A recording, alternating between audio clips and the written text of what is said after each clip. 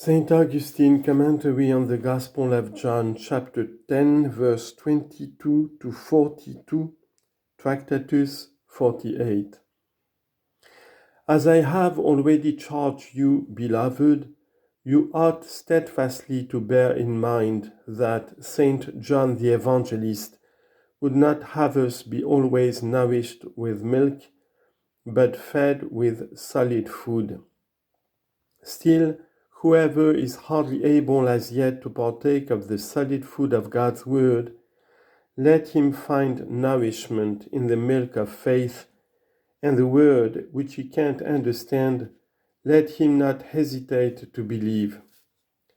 For faith is the deserving, understanding the reward. In the very labor of intent application, the eye of our mind struggles to get rid of the soul films of human mists and be cleared up to the word of God. Labor then will not be declined if love is present, for you know that he who loves his labor is insensible to its pain, for no labor is grievous to those who love it. If cupidity on the part of the avaricious endures so great toils, what in our case will not love endure? Listen to the gospel. And it was at Jerusalem the Enseigna.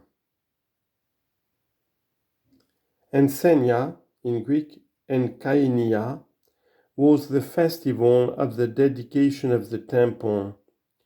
For in Greek, kainos means new, and whenever there was some new dedication, it was called Enkainia.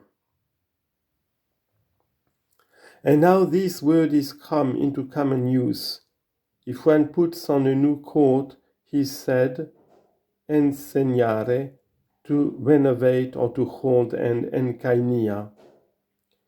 For the Jews celebrated in a solemn manner the day on which the temple was dedicated, and it was the very feast day when the Lord spoke what has just been read. It was winter, and Jesus walked in the temple in Solomon's porch. Then came the Jews round about him and said unto him, How long do you keep our mind in suspense? If you be the Christ, tell us plainly. They were not desiring the truth, but preparing a calumny.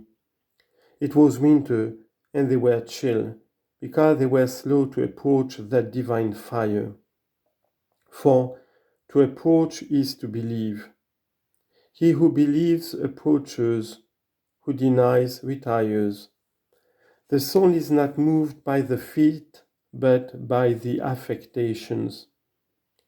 They had become icy cold to the sweetness of loving him, and they burnt with the desire of doing him an injury. They were far away, while there beside him.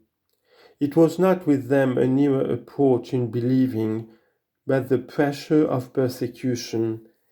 They sought to hear the Lord saying, I am Christ, and probably enough, they only thought of the Christ in a human way.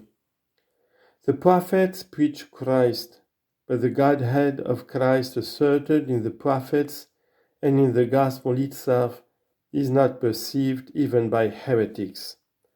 And how much less by Jews, so long as the veil is upon their heart? 2 Corinthians chapter 3, verse 15.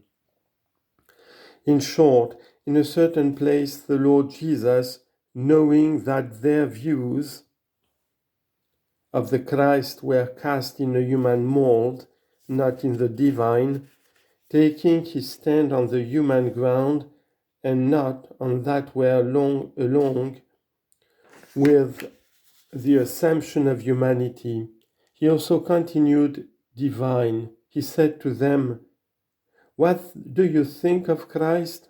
Whose son is he? Following their own opinion, they replied, Of David. For so they had read, and this only they retained, because while they read of his divinity, they did not understand it. But the Lord, to pin them down to some inquiry touching the divinity of him whose apparent weakness they despised, answered them, How then does David in spirit call him Lord, saying, The Lord said unto my Lord, Sit you on my right hand till I put your enemies under your feet? If David then in spirit call him Lord, how is he his son? Matthew chapter 22, verse 42 to 45. He did not deny, but questioned. Let no one think on hearing this that the Lord Jesus denied that he was the son of David. Had Christ the Lord given any such denial, he would not have enlightened the blind who so addressed him. For as he was passing by one day, two blind men who were sitting by the wayside cried out, Have mercy upon us, you son of David. And on hearing these words, he had mercy on them. He stood still, healed, and enlightened them. Matthew chapter 20, verse 30 to 34. For he owned the name. The Apostle Paul also says, Who was made of the seed of David according to the flesh. Romans chapter 1, verse 3. And in his epistle to Timothy, remember that Jesus Christ was raised from the dead, he that is of the seed of David, according to my gospel. To Timothy, chapter 2, verse 8. For the Virgin Mary drew her origin, and hence our Lord also from the seed of David.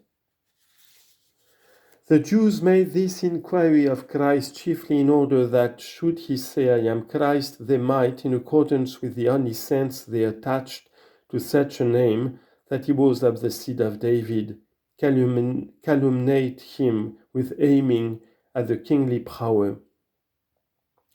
There is more than this in his answer to them. They wished to calumniate him with claiming to be the son of David. He replied that he was the Son of God. And how? Listen.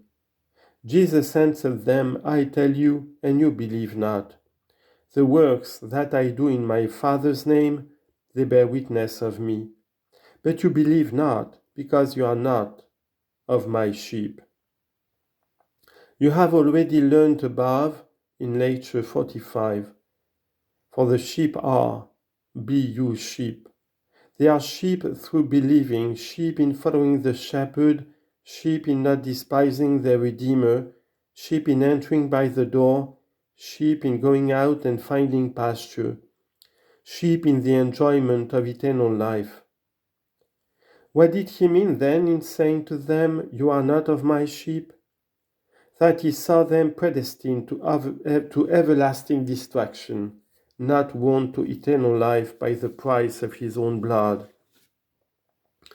My sheep hear my voice, and I know them, and they follow me, and I give unto them eternal life. This is the pasture.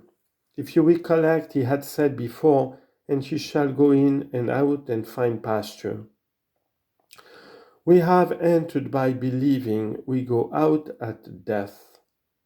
But as we have entered by the door of faith, so as believers we quit the body. For it is in going out by that same door that we are able to find pasture. The good pasture is called eternal life. There no blade withers, all is green and flourishing. There is a plant commonly said to be ever living. There only is it found to live. I will give, he says, unto them, unto my sheep, eternal life. You are on the search for calumnies just because your only thoughts are of the life that is present. And they shall never perish. You may hear the undertone as if he had said to them, You shall perish forever, because you are not of my sheep. No one shall pluck them out of my hand. Give still greater heed to this, That which my Father gave me is greater than all.